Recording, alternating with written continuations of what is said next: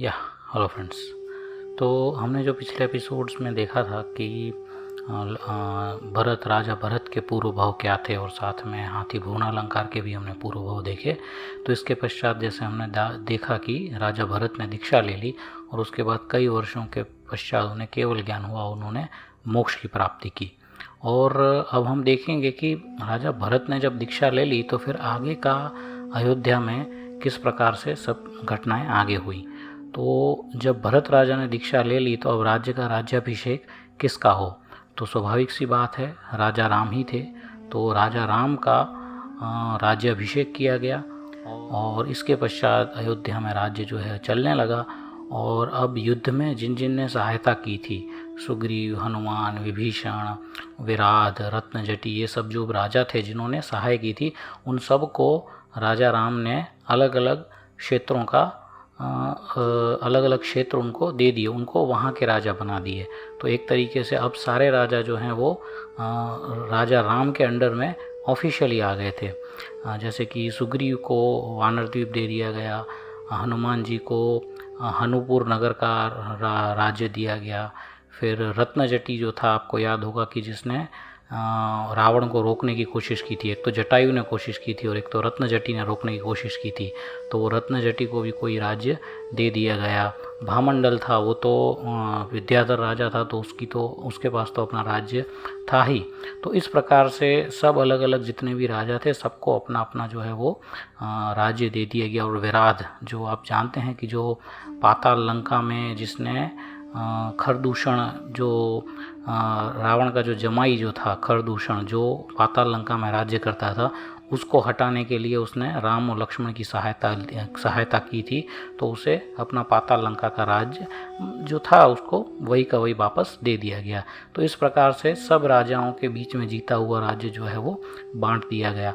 अब इसमें शत्रुघ्न का भी राजा राम ने शत्रुघ्न से पूछा कि तुम्हें कौन सी इसमें से राज्य चाहिए। तो शत्रुघ्न ने कहा कि मुझे मथुरा का राज्य चाहिए। तो राजा राम ने कहा कि मथुरा का मधु नाम का जो राजा है वो अपना राज्य नहीं देगा, उसको जीतना कठिन है। और उन्होंने समझाया कि वो मथुरा की जगह दूसरा कोई राज्य ले ले, पर शत्रुघ्न ने कहा कि नहीं, वो मथुरा को ही लेना चाहता है। तो राम ने उनको कहा कि मधु के पास, जो मथुरा का जो मधु नाम का राजा है, उसके पास चमरेंद्र, उसका जो पूर्व भाव का मित्र है, उसके द्वारा दिया गया त्रिशूल नाम का एक अमोघ शस्त्र है। आपको ज्ञात होगा कि जब रावण दिग्विजय करने जा रहा था, हमने जो पुराने एपिसोड देखे हैं उसमें इसका वर्णन आता है कि किस प्रकार से मधु को ये त्रिशूल मिला। आप वो पुराने एपिसोड जो रावण के दिग्विजय वाले हैं वो आप देख सकते हैं। तो इस प्रकार से राजा मधु का एक पूर्व भाव का मित्र था और वो मरने के बाद असुर जाति का देव हुआ था। असुर नाम की एक पूरी जाति होती है देवलोगों में, तो वो असुर जाति का चमरेंद्र नाम का इंद्र बना था और उसने अपने जो मित्र मधु था उसको उसने एक त्रिशूल दिया था जो देवोपनीत शस्त्र था, जो बहुत ही ज़्यादा शक्तिशाली था। इसके कारण मथुरा के ऊपर कोई भी जो है वो आक्रमण करने का सोच नहीं पा रहा था। तो राम ने कहा कि अगर तुम्हें मधु से युद्ध करना है तो तब युद्ध करना जब वो अपने शस्त्रागार में ना हो, मतलब जब वो अपने राज्य में ना हो, जब अपने राज्य से थोड़ा कहीं दूर हो तब जो है उसके साथ युद्ध करना। तो शत्रुघ्न ने कहा ठीक है। और शत्रुघ्न फिर सेनापति कृतांत वंदन, जो ये यहाँ पे अब नया एक पात्र इसमें ऐड हो रहा है रामायण में, कृतांत वंदन राम का सेनापति था। तो वो बहुत ही कुशल सेनापति को उन्होंने शत्रुघ्न के साथ भेजा ताकि वो मधु राजा के साथ युद्ध कर सके। और शत्रुघ्न जो है वो कृतांत वंदन के साथ अपनी सेना लेके मथुरा राज्य की ओर निकला। और वहाँ पहुँचने पर उसे गुप्तचरों से बात मालूम हुई कि राजा मधु अपने अभी राज्य में नहीं है और राज्य के बाहर वो अपनी रानियों के साथ कहीं पे क्रीड़ा करने के लिए या घूमने के लिए गया है। और उसने युद्ध जो है वो और उसने राजा मधु के ऊपर, मतलब जब उसे पता चला कि वो अपने राज्य के आसपास नहीं है तो शत्रुघ्न जो है वो युद्ध डिक्लेयर कर दिया और मधु राजा को जो है वो युद्ध में आना पड़ा। और वो अपने त्रिशूल के बिना युद्ध में आया था। और चूंकि उसका त्रिशूल शायद ऐसा होगा कि उसको वो आह्वान करके ना बुला सके, ऐसा शायद त्रिशूल होना चाहिए, ऐसा मेरा भी अनुमान है, मुझे भी ज़्यादा डिटेल नहीं है। पर ले दे के बात यह है कि शत्रुघ्न और मधु के बीच में युद्ध हुआ, मधु के कई पुत्र इसमें मारे गए और मधु बड़ी वीरता से लड़ा, लेकिन चूंकि उसके पास शस्त्र नहीं था और शत्रुघ्न के पास भी कोई देवोपनीत शस्त्र नहीं थे, लेकिन राम और लक्ष्मण ने जो उनके पास जो उनको राम और लक्ष्मण को आप जानते हैं कि जब उन्होंने मुनिराजों की रक्षा की थी तो गरुड़ेंद्र देव ने उनको कुछ देवोपनीत शस्त्र दिए थे, आपको याद होगा पिछले कुछ एपिसोडों में। तो वो शस्त्र जो हैं वो राम और लक्ष्मण ने शत्रुघ्न को दिए थे ताकि उसकी मदद हो सके, इसलिए शत्रुघ्न के पास देवों के द्वारा दिए गए शस्त्र थे जो कि राम लक्ष्मण ने उनको दिए थे। और मधु के पास तो त्रिशूल था, लेकिन उस वक्त त्रिशूल नहीं था, इसलिए मधु जो है वो युद्ध में हारने लगा। और जब वो एकदम हारने की कगार पर था तो उसको एकदम से अचानक से एहसास हुआ कि मैंने अपना ये पूरा जीवन कितना व्यर्थ मैंने खो दिया, इतना मनुष्य भाव जो है मेरा व्यर्थ चला गया। इसलिए अंत समय में उसे पश्चाताप होने लगा कि मेरा मनुष्य जीवन जा रहा है। और इसी के साथ शत्रुघ्न ने उसके ऊपर एक आखिरी वार चलाया और मधु की युद्ध में मृत्यु हो गई। और मृत्यु के वक्त चूंकि उसके परिणाम जो है वो बहुत ही ज़्यादा शुभ थे, इसलिए मरने के बाद वो देवलोक में उसका जीव गया। वो सनत कुमार देवलोक में उसका जीव देव के रूप में उत्पन्न हुआ, ऐसा वर्णन हमें मिलता है। और इसके पश्चात जब मधु राजा की मृत्यु हो गई तो शत्रुघ्न राजा ने जो पूरा का पूरा मथुरा है उसको टेक ओवर कर लिया, उसका चार्ज अपने हाथों में ले लिया। और मधु की मृत्यु के बाद जो उसका त्रिशूल था वो उसके मरने के बाद देव के द्वारा दिया गया था, इसलिए उसके मरने के बाद वो मधु के शस्त्रागार में से निकलकर अपने आप उसका जो ओरिजिनल जो जिसने उसे दिया था चमरेंद्र, उसके पास जाकर वो त्रिशूल पहुंच गया। और जब चमरेंद्र के पास ये त्रिशूल आया तो उसे लगा कि ये त्रिशूल मेरे पास वापस क्यों आया। तो उसने जब अपने अवधि ज्ञान से जाना तो उसे पता चला कि मेरा जो पूर्व भाव का मित्र है मधु, उसकी तो मृत्यु हो चुकी है शत्रुघ्न के द्वारा, इसलिए उसको क्रोध आया शत्रुघ्न के ऊपर। तो उसने निर्णय कर लिया कि अब जो है मैं शत्रुघ्न और उसके राज्य से जो है मैं बदला लूँगा। तो ये चमरेंद्र जो है वो मथुरा में जाता है, क्योंकि मथुरा में तो अब शत्रुघ्न का राज हो चुका था। और वर्णन ऐसा आता है कि वो उसे डायरेक्ट नहीं उसको परेशान करता, पर नगर में अलग अलग प्रकार के रोक कर देता है और इस प्रकार की वो सारी घटनाएं करता है। तो शत्रुघ्न जो हैं वो अपने कुल देवता जो हैं उनसे इसका कारण पूछते हैं, तो उनके कुल देवता ये कारण बताते हैं कि ये चमरेंद्र के द्वारा सब कुछ किया गया है। तो शत्रुघ्न को समझ में नहीं आता है कि अब मैं क्या करूं, इसलिए वो फिर से अयोध्या जाते हैं राम और लक्ष्मण के पास और पूछते हैं कि भाई इसका अब हमें क्या उपाय करना चाहिए। और जब शत्रुघ्न जो है वो वापस आए मतलब कि जब वो अयोध्या में आए राजा राम और लक्ष्मण से मिलने के लिए, तो उस वक्त अयोध्या में कुछ केवल ज्ञानी मुनि आए हुए थे। और उन केवल ज्ञानी मुनि को सुनने के लिए राम और लक्ष्मण उस उद्यान में गए जहाँ पर वो मुनि देशना दे रहे थे। तो वहाँ पर ये शत्रुघ्न भी जो है उसी वक्त वहाँ पर पहुँचे। तो राम को सहसा प्रश्न हुआ उनके मन में कि मतलब कि शत्रुघ्न को जब मैंने पूछा कि उसे कौन सा प्रदेश चाहिए तो शत्रुघ्न ने मथुरा ही क्यों कहा, और मेरे एक दो बार मना करने के बाद भी शत्रुघ्न इसी बात पर क्यों अड़ा रहा कि उसे मथुरा ही चाहिए।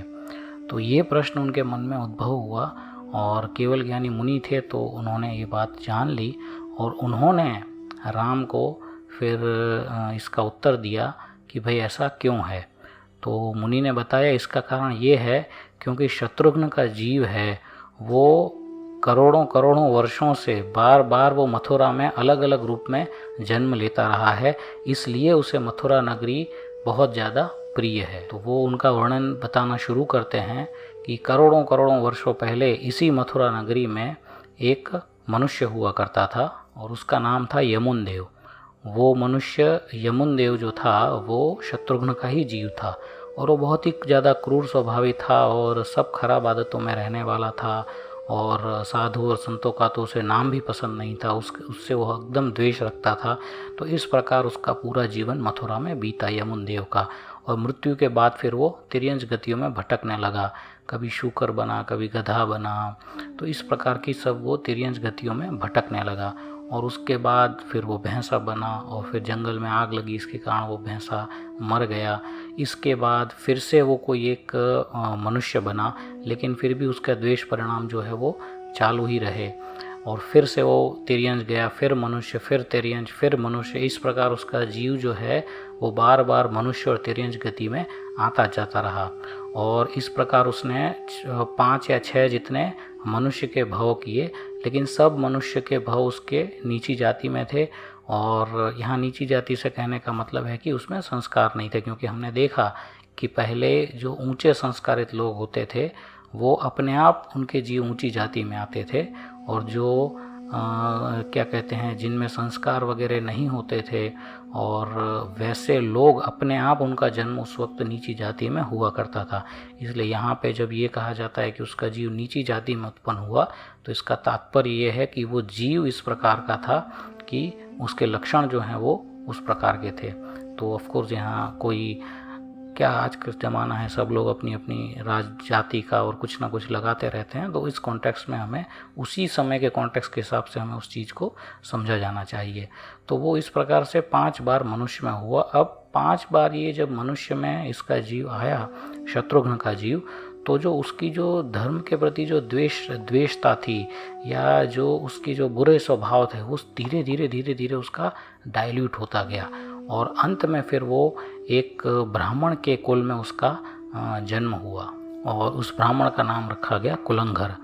तो अब जो इतने समय से जो वो धर्मद्वेषी था, तो वो पूरा उसका जो प्रकरण है वो धीरे धीरे डाइल्यूट हो गया। ऑफकोर्स उस जीव ने खुद ही पुरुषार्थ किया होगा।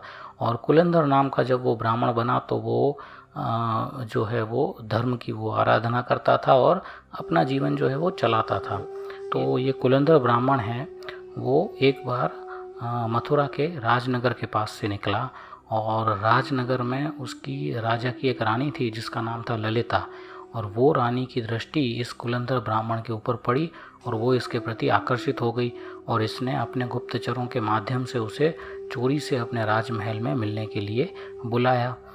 और अब हुआ यूँ उस वक्त कि राजा भी उस वक्त वहाँ पर पहुँच गया जब रानी एकांत में थी इस ब्राह्मण के साथ। जब उसने एकांत में ब्राह्मण को मिलने के लिए बुलाया, उसी वक्त ये जो राजा भी उस वक्त वहाँ पर आ गया। तो रानी को लगा कि अब मैं अपना बचाव कैसे करूं, क्योंकि अब उसकी जो गलत बातें हैं वो राजा को पता चल जाती। तो उसने तुरंत जो है वो शोर मचा दिया कि ये ब्राह्मण चोरी से राजमहल में घुसा था और ये मेरे साथ कुछ गलत करने वाला था। तो इस प्रकार से उसने पूरा शोर मचा दिया। हालांकि गलती उसी की खुद की थी, लेकिन उसने इस प्रकार से शोर मचा दिया। तो राजा ने ब्राह्मण को पकड़ लिया और उसको मतलब मृत्युदंड या जो भी है कठोर सजा वगैरह थी। लेकिन कुलंदर ब्राह्मण ने निश्चय किया कि अगर मैं मृत्युदंड से अगर मैं बच जाऊं तो मैं अपना पूरा जीवन जो है वो धर्म के लिए दे दूंगा। इस प्रकार से उसने अपने मन में ही एक संकल्प किया, और योगानुयोग हुआ ऐसा कि एक बड़े जो मुनि और साधु थे वो अचानक राजा को मिल गए, और उन मुनि ने कहा कि नहीं भाई, ये ब्राह्मण तो बहुत ही अच्छा है और ये तो बिल्कुल ऐसा कर ही नहीं सकता, आपको कुछ गलतफहमी हुई होगी। तो इस प्रकार से उस मुनि की बात मानकर राजा ने कुलंदर ब्राह्मण को छोड़ दिया, और कुलंदर जो है वो बड़ा प्रसन्न हुआ और अपना नियम उसने निभाया कि उसने अपना पूरा जीवन जो है वो संन्यास और दीक्षा लेके उसने अपना पूरा जीवन व्यतीत कर दिया। और इसके बाद उसकी मृत्यु हुई, और वो प्रथम देवलोक स्वधर्म स्वर्ग के अंदर वो एक देव हुआ, और उस देव के अंदर में ऋतु नाम का जो विमान है, जो स्वधर्म स्वर्ग के लाखों विमान हैं उसमें से एक विमान है जिस विमान का नाम है ऋतु विमान। उस ऋतु विमान का वो स्वामी बना। वहाँ से उसका जो आयुष्य है वो पूर्ण हुआ, और वहाँ से मृत्यु के बाद यह देवलोक का भाव पूरा करने के बाद उसका जीव इसी मथुरा नगरी में फिर से एक राजा के यहाँ पुत्र के रूप में उत्पन्न हुआ, और उसका नाम रखा गया अचल। और वो बहुत ही ज़्यादा धर्म अनुरागिणी था, मतलब धर्म, उसकी जो बुद्धि थी वो बहुत ही ज़्यादा धर्म अनुरागिणी थी।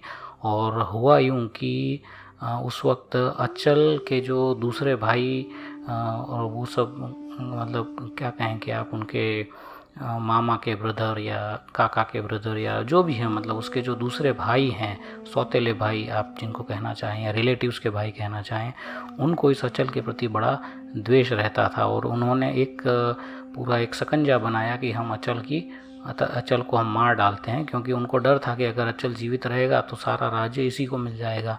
अब ये बात जो है किसी तरीके से अचल की माता को पता चल गई और उसने चुपचाप ये बात अचल को बता दी और अचल को महल से गुप्त मार्ग से उसने भगा दिया ताकि कम से कम उसका जीवन सुरक्षित रहे। तो अचल जो है वो अब राजमहल से निकल कर वो जंगलों में भटकने लगा। और जंगल में एक जगह उसके पाँव में कुछ तो ऐसा वर्णन आता है कि कांटा चुभ गया, उसने बहुत प्रयत्न किया, नहीं निकाल पाया। तो वहाँ से एक कठियारा जो है वो जा रहा था जिसका नाम अंक था। उस कठियारे ने मदद करके उसके पैर का कांटा निकाल दिया। तो अचल ने याद रखा उसका नाम कि जब भी भविष्य में अगर उसे कभी कोई राज्य मिलेगा तो ये कठियारा जो अंक है उसको वो राज्य दे देगा, उसको मतलब कुछ फ़ायदा दे देगा। तो कुछ समय बाद फिर अचल जो है वो एक जंगल से भटकता भटकता एक कोई दूसरे राज्य में चला गया। वहाँ पे उसने राजा को अपना कौशल दिखाया और धीरे धीरे वो वहाँ की कला में प्रवीण हो गया। और राजा को भी लगा कि ये कोई उच्च कुल का व्यक्ति है, तो राजा ने अपनी पुत्री जो थी उसका विवाह भी अचल के साथ कर दिया और अचल वहाँ पर घर जमाई बन के ही रहने लगा। और धीरे धीरे राजा ने अपना सारा राज्य अपने जमाई यानी कि अचल को दे दिया। और जब अचल फिर धीरे धीरे अपने युद्ध कौशल से उसने आसपास के दूसरे राज्य भी उसने जीत लिए। और जब उसको लगा कि अब वो एक अच्छे तरीके से उसकी सेना वगैरह बन चुकी है तो उसने मथुरा राज्य को ललकारा। अब चूंकि मथुरा राज्य जो है वो बटा हुआ था, क्योंकि उसके सारे भाइयों ने क्योंकि वहाँ कोई एक राजा अब था नहीं और उसके सब भाई उसके सामने लड़ने के लिए आए, तो अचल ने सबको हरा दिया और अचल ने फिर मथुरा का राज्य ग्रहण कर लिया। और एक बार हुआ क्या कि वो कोई एक नाटक देख रहा था और उस नाटक के मध्य में कोई एक व्यक्ति घुसने का प्रयास कर रहा था। तो गुप्तचरों और ये जो सेनापति, जो सेना के जो लोग थे, उन्होंने उसे हटाने का प्रयत्न किया और राजकुमार अचल की दृष्टि उस पर पड़ गई। उसे देखा कि भाई ये तो वही कठियारा है जिसने उसकी मदद की थी। तो उसने उस कठियारे को बड़ा सम्मान दिया और उसे भी एक छोटे से प्रांत का या गांव का उसे राजा घोषित कर दिया। तो इस प्रकार से कठियारे का भी जीवन बदल गया। और मृत्यु के बाद ये जो कठियारा जो था अंक और ये अचल राजकुमार, दोनों के जीव मरने के बाद देवलोक में गए और देवलोक में भी दोनों के जीव कई कई वर्षों तक, ऑफकोर्स हजारों लाखों वर्षों तक, वर्ष ही होंगे उनकी आयु, तो हजारों लाखों वर्षों तक उन दोनों के जीव देवलोक में साथ साथ में रहे। और वहाँ से फिर च्यों कर ये जो अचल राजकुमार का जो जीव था वो शत्रुघ्न बना और वो जो दूसरा जो अंक नाम का जो कठियारा था उसका जीव देवलोक से च्यों कर कृतांत वंदन नाम का सेनापति बना। तो इस प्रकार से हमें शत्रुघ्न और सेनापति कृतांत वंदन के पूर्व भाव हमें जानने को मिलते हैं। और इसके पश्चात जो है वो मुनि ये भी बताते हैं कि कुछ 7 ऋषि जो हैं वो जब मथुरा नगरी में विहार करेंगे तो उनके प्रभाव से मथुरा नगरी में जो भी ये चमरेंद्र के द्वारा फैलाया गया ये सब जो रोग हैं वो सारे के सारे रोग जो हैं वो नष्ट हो जाएंगे। और कुछ समय बाद जो 7 सप्तऋषियों का वर्णन आता है, सबके नाम आते हैं, वो सप्तऋषि मथुरा में विहार करते हैं और उनके जो पुण्य प्रभाव से जो ये चमरेंद्र का जो ये रोग वगैरह है वो नष्ट हो जाते हैं। तो इस प्रकार का हमें यहाँ पर वर्णन मिलता है।